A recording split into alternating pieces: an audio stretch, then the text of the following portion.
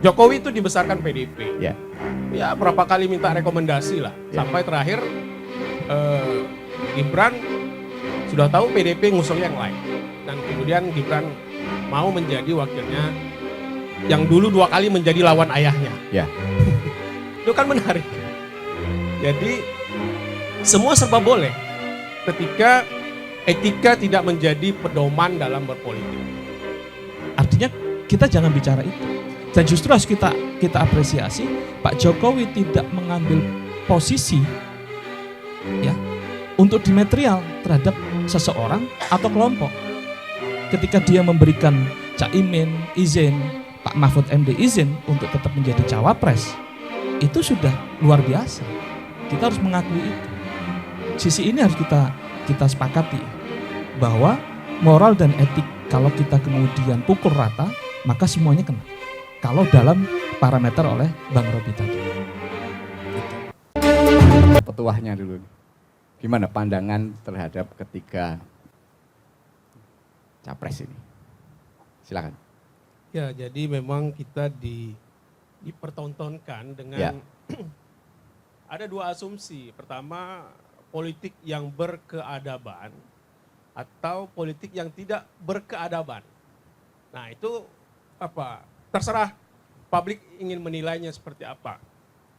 Karena dalam politik semua bisa saja benar gitu ya. Tergantung dari sisi yang mana. Ya. Bahkan kalau kata Mao Zedong, Ya. tak peduli kucing hitam atau kucing putih, tapi dia bisa menangkap tikus. Nah, di politik itu kan seni merebut kekuasaan.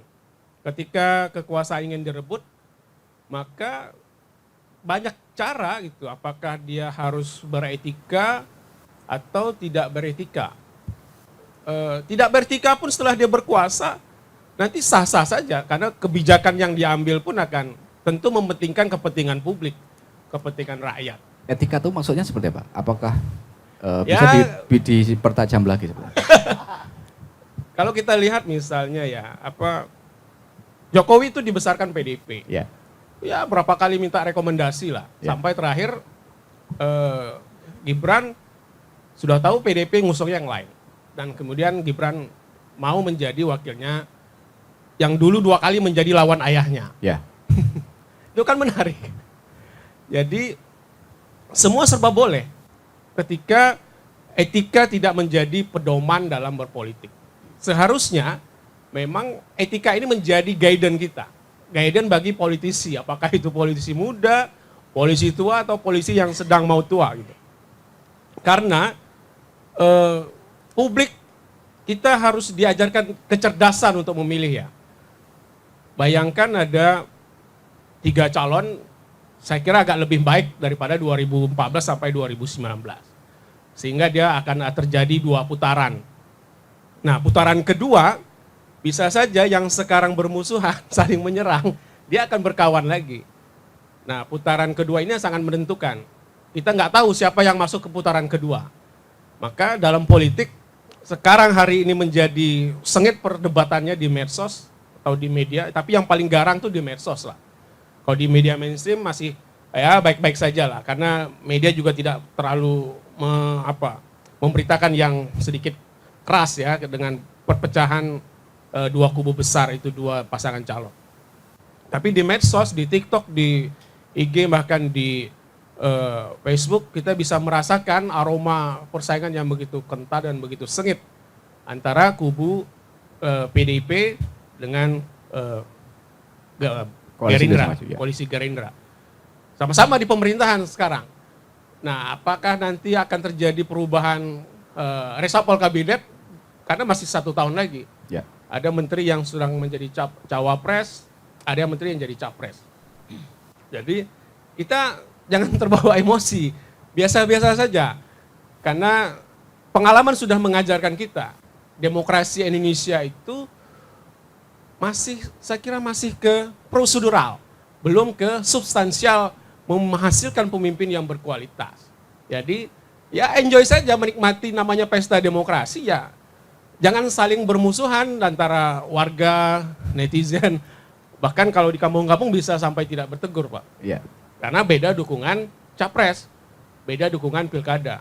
Jadi semua sudah kita lewati dari tahun 98, kemudian 99 kita berdemokrasi sampai 2024 nanti. Saya kira kita sudah mulai dewasa dalam siapa yang kira-kira menawarkan visi misi yang baik lah untuk menyiapkan kita menjadi negara besar menjelang 100 tahun kita merdeka.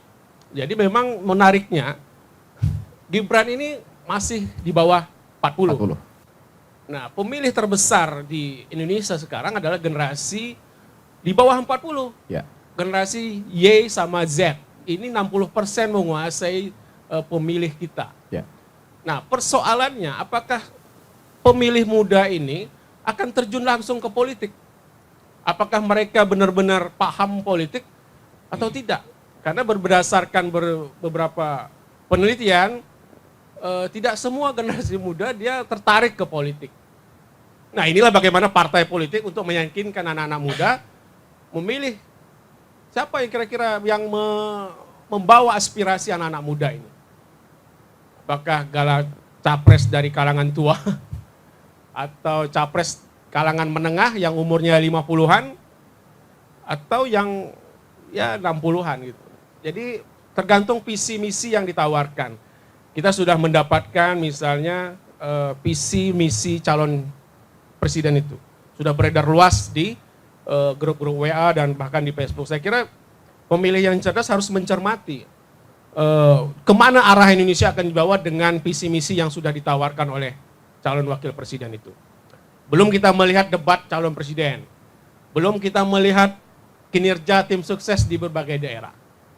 Karena itu akan menjadi ukuran publik akan menentukan siapa yang akan mereka pilih. Karena kalau kita berdasarkan survei juga terkadang tidak menjadi patokan kemenangan sebuah calon presiden. Ada di berbagai survei Donald Trump itu kalah di survei, tapi menang di hari H. Ya sama juga Anies kalah di survei di DKI, tapi menang di hari H-nya. Maka sekarang yang dimenangkan berbagai survei adalah pasangan tua muda ya. Ya. Survei indikator terbaru, survei LSI. Jadi ini kan acuan, karena nggak bisa 170 juta pemilih diwakili 1.200 sampling.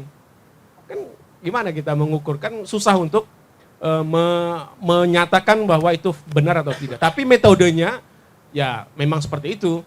Berapapun survei samplingnya ya itu bisa mewakili misalnya 100 juta pemilih. Tapi kita masih bisa tim kampanye masih bisa merancang strategi yang apa kira-kira isu yang menarik untuk pemilih-pemilih muda. Karena jangan sampai mereka apatis tidak memilih. Nah, masuknya Gibran itu menjadi ledakan bagi anak-anak muda. Karena sejarah kita memang sudah membuktikan bahwa anak-anak muda terlibat dalam proklamasi, terlibat dalam kemerdekaan, terlibat dalam perjuangan kemerdekaan kita. Nah, apakah anak-anak muda di tahun 1945 sama kualitasnya dengan 2024 nanti? Kita belum tahu. Tapi yang jelas, zamannya Syahrir, zamannya Hatta muda, zamannya Soekarno muda, zamannya Agus Salim muda itu memang kualitasnya luar biasa. Dibandingkan dengan mungkin ya literasi publik kita membaca kita mungkin generasi muda sekarang terlalu lemah karena mereka dimanjakan dengan media sosial. Jadi yang baca buku sedikit Pak, 0,10. Jadi 1.000 orang yang baca sedikit gitu. Jadi tidak seperti generasi muda di zaman pergerakan memperjuangkan Indonesia. Nah anak-anak muda sekarang ya tidak bisa kita bandingkan dengan zaman-zaman Soekarno muda gitu. Tapi ada contoh anak muda bisa menguasai kekuasaan. Jadi nggak bisa diremehkan anak muda. Mas Ridho ini kan juga muda, jadi anggota DPRD provinsi. Bersaing dengan politisi muda di DPRD provinsi yang umur 60-an yang udah senior. Kan nggak kalah saing juga. Jadi itu artinya anak muda berkontribusi besar. Karena kayak saya juga muda kan, generasi Y, Ya. kelahiran 81. Jadi sudah berkontribusi untuk negara. Maka baik sekali ya jadi contoh anak-anak muda terjun ke gelanggang politik. Jangan menjadi pihak yang menjadi konsumtif, menjadi orang yang diadu dalam berpolitik, tapi dia menjadi pemain politik. Dan itu dibuktikan salah satu capres. Nah, apakah mereka akan bisa menggait anak pemilih muda?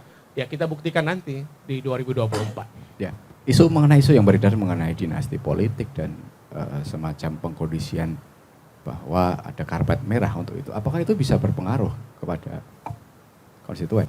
Ya, persoalannya apakah pemilih itu dia akan membenci politik yang berkeadaban atau yang politik yang tidak berkeadaban? Ini kan tergantung bagaimana pesan politik disampaikan kepada publik. Karena tidak semua pemilih kita yang paham literasi politik. Literasi bagaimana memilih calon-calon yang berkualitas. Buktinya, orang yang tidak berkualitas, karena dia punya banyak isi tas, dia terpilih menjadi anggota DPRD. Dia terpilih menjadi bupati kepala daerah. Nah, itu kan artinya apa? Publik pemilih masih bisa dibujuk dengan materi gitu. Nah, dia masa bodoh tuh dengan etika politik. Apakah ini beradab dan tidak beradab itu. Yang penting di hari H ini dipilih gitu. Dia kan pemilih kita tuh masih banyak dipengaruhi oleh pemilih tradisional.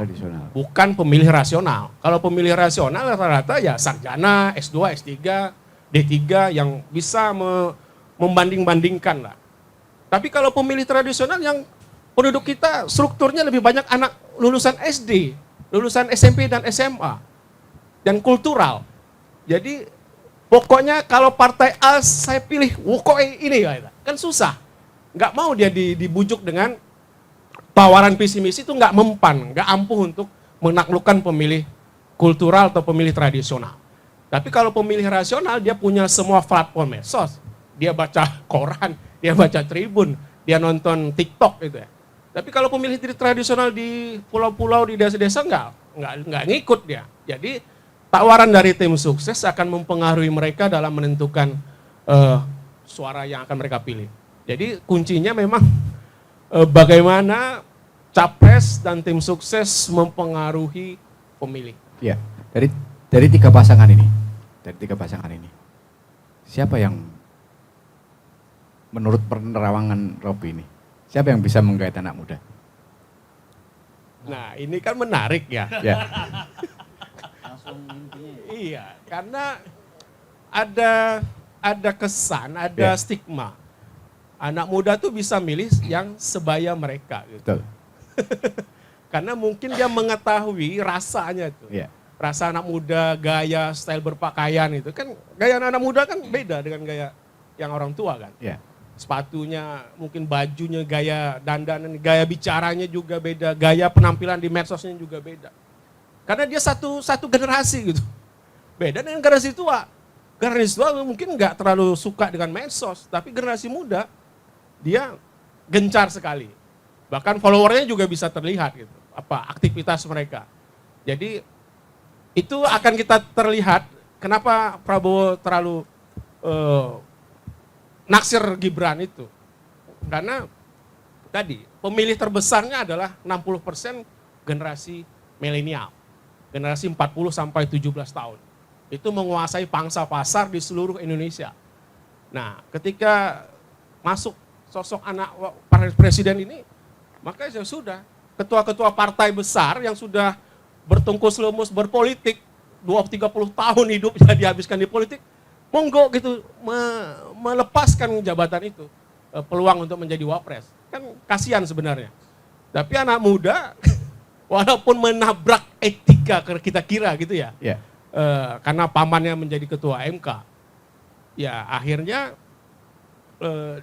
aturan itu diubah gitu dengan gugatan anak kuliah di UNS. Tahu nggak yang kuliah 2 orang itu anak siapa? Anak teman saya juga. Anak teman saya. Jadi memang ada strategi politik yang mungkin tidak bisa kita sampaikan di sini. Gitu. Tapi lawyernya juga, lawyernya juga teman saya itu. Ya. Jadi ada strategi yang mungkin tidak bisa kita sampaikan. Itu yang sehingga karena 4 gugatan ditolak, gitu. 1 gugatan diterima, menambah klausul bahasa. Gitu. Itu kan menarik. Baik, meskipun sekarang kayak Anies, Caimin, Ganjar juga sudah ramai di TikTok, bergaya anak muda untuk mengimbangi itu. Bang Agus, langsung. Baik, yang pertama dalam kesempatan ini saya ingin menyampaikan kepada pemirsa Tribun ya. Mari kita sama-sama mendoakan saudara-saudara kita di Palestina yang sedang memperjuangkan kemerdekaannya, dan memang Partai Gelora sejak awal sesuai dengan amanat Undang-Undang Dasar kita mendukung Palestina untuk merdeka. Makanya saya pakai tadi pertanyaannya kenapa pakai shall gitu. Karena bagian dari itu. Yang kalau langsung kita bicara ya dengan segala hormat kepada Bang Robi dan teman-teman yang ada di sini. Kalau kemudian kita bicara beradab dan tidak beradab itu sebenarnya tidak elok. Kenapa? Kalau kita di dalam ruangan ini, kalau nanti tentang beradab dan tidak beradab, etik dan moral, itu akan kenanya ke Mas Ridho. Karena beliau dan orang tuanya itu sama-sama anggota DPRD. Ya kan? Kalau kita bicara itu, bahwa ada susunan bagaimana kemudian politik dianggap akan memberikan jalan pada keluarga, pada kelompok, itu dan sebagainya. Akan kembali ke sana. Kalau kemudian kita bicara moral dan etik kepada 3 paslon, maka sebenarnya semuanya kena. Kalau parameternya disampaikan oleh Bang Robi tadi. Misal, di kubu Mas Anies Baswedan dan Caimin, masih ada partai yang mengusung orangnya di dalam kabinet sekarang. Kalau dianggap berlawanan dengan Pak Jokowi atau rezim yang hari ini, maka harusnya sejak awal menarik diri dari kabinet. Begitu pula di kubu Pak Ganjar dan Pak Mahfud MD. Dan Pak Mahfud MD maupun Caimin sama-sama masih sebagai menteri. Kalau kita bicara tentang moral dan etik ini, ya gak berbonal kalau parameternya disampaikan oleh Bang Robi tadi. Artinya kita jangan bicara itu. Dan justru harus kita apresiasi Pak Jokowi tidak mengambil posisi ya untuk dimetrial terhadap seseorang atau kelompok. Ketika dia memberikan Caimin izin, Pak Mahfud MD izin untuk tetap menjadi cawapres, itu sudah luar biasa. Kita harus mengakui itu. Sisi ini harus kita sepakati ya, bahwa moral dan etik kalau kita kemudian pukul rata, maka semuanya kena. Kalau dalam parameter oleh Bang Robi tadi. Itu. Yang kedua, kalau kemudian kita lihat proses, saya menanggapi dulu nih Bang Robi. Mahkamah Konstitusi, kebetulan tadi memang ya Pak Boyamin lah gitu, kita sebut sebagai bapaknya dari yang sudah beredar juga. Sudah beredar juga, sudah ini. Lawyernya juga teman-teman saya, seangkatan saya, dosen di kampus saya itu kan kampus UNS juga ya. Saya di Fakultas Hukum UNS juga. Dan saya mengatakan bahwa norma putusan MK, karena saya orang hukum juga, itu tidak ada yang berubah. Di putusan itu tidak ada yang berubah. Malah harusnya kemudian kita mengapresiasi karena dia mencantumkan setiap orang, ini memperluas jadinya. Memperluas bahwa orang yang elected official, yang mereka terpilih melalui proses pemilu, diberikan tempat yang sama. Gitu loh. Jadi tidak ada norma yang dilanggar. Makanya baik itu batasan usia 40 maupun batasan usia 70, itu tidak dikabulkan oleh MK. Tetapi dia menambahkan bahwa mereka yang sedang atau pernah menjadi pejabat daerah, ya, atau mungkin Mas Ridho juga ini, karena yang ikut pemilu, yang sudah menjadi anggota dewan atau sedang menjadi anggota dewan, itu bisa maju sebagai capres atau cawapres. Jadi peluang itu diberikan kepada semua pihak. Hanya saja kebetulan pada momen ini, hanya satu orang yang berani, mengambil alih itu, namanya Gibran. Hanya hari ini momentumnya juga tepat, gitu ya. Kan kita bicara tentang masalah peluang partai-partai besar tadi kita disebut. Problemnya kan ketika koalisi ini sudah mengerucut, ada batasan harus 20%, ya. Ini kan menjadi kunci gitu loh. Kalau tidak ada batasan itu, mungkin Partai Gelora sejak awal kan sudah menyampaikan kita mendorong Anies Mata dan Fahri Hamzah untuk jadi capres dan cawapres. Itu bagian dari keseriusan kita. Tapi karena ada batasan 20%, mau tidak mau kemudian dalam koalisi terbahas. Siapa yang mempunyai momentum paling kuat hari ini? Dan kita melihatnya dengan momentum MK itu dan sebagainya, maka Gibran adalah jalan terbaik. Gitu. Nah, kembali kepada apakah kemudian anak muda, termasuk dari pemilihnya maupun capres atau cawapresnya, mempunyai peluang yang sama. dalam mengubah nasib bangsa Indonesia hari ini. Saya melihatnya begini. Kita harus melihat bahwa ini ada siklus 100 tahun. Sumpah Pemuda 1928, ini juga hampir 2 hari lagi. Ya, kita akan memperingati Sumpah Pemuda dan hampir 100 tahun. Sumpah Pemuda itu hampir 100 tahun. Ada siklus itu dan di dalam Islam siklus 100 tahun itu selalu disebut akan ada pembaharu. Maka kemudian momentum seperti ini menjadi penting. Kita menganggap akan ada pembaharu itu ya sekarang. Momentumnya pas MK memberikan perluasan seperti itu. Kemudian momentumnya pas ada anak muda yang bernama Gibran. Terlepas dia kemudian punya latar belakang apapun, tapi dia jadi man of the moment. Sekarang munculnya di situ. Dan momentum 100 tahun Sumpah Pemuda, kebangkitan Indonesia, kebangkitan anak muda Indonesia ini. Nah, ini momentum yang harus diambil. Dan momentum itu juga bertepatan ternyata jumlah pemilih muda itu 60%, hampir 60%. Di Kepri juga hampir 60%. Jadi momentum yang begitu banyak ini tidak bisa kita sia-siakan. Makanya di partai koalisi Kim pun, ya, kita mendapatkan informasi, momentum inilah yang menjadi dasar kenapa kita memasangkan Pak Prabowo sebagai tokoh senior dalam politik dengan anak muda yang bernama Gibran Rakabuming. Terlepas dia adalah anak presiden atau anak siapapun. Karena momentum. Coba kalau misalkan di antara partai koalisi itu ada anak yang sama kualitasnya atau lebih dari Gibran, mungkin anak itu yang akan dipilih. Ini adalah man of the moment. Kita menyebutnya seperti itu. Nah, yang unik adalah sekarang kalau kita bicara tentang apakah kemungkinan anak muda ini bisa meraih suara, saya yakin. Kenapa? Buktinya seluruh partai menempatkan anak muda menjadi bagian penting dari pemenang. Dimasukkanlah anak muda hari ini sebagai caleg. Bahkan beberapa partai saya melihat lebih dari 30% kuota di dalam satu dapilnya itu diisi anak muda. Karena mereka melihat bahwa anak muda ini punya potensi. Momentumnya sekarang, tidak bisa nanti di 2029. Nah, tinggal bagaimana strategi partai untuk mengambil itu. Nah, ini yang kemudian harusnya kita bicarakan. Tidak lagi bicara tentang moral etik, adab beradab dan tidak beradab. Karena kalau itu yang menjadi perdebatan, maka akan banyak yang kemudian kita harus mengupas. Dan mohon maaf dengan segala hormat, itu akan melukai semuanya. Tidak ada satupun yang bisa kemudian kita anggap benar. Begitu, Bang. Ya. Download Tribun X sekarang. Menghadirkan lokal menjadi Indonesia.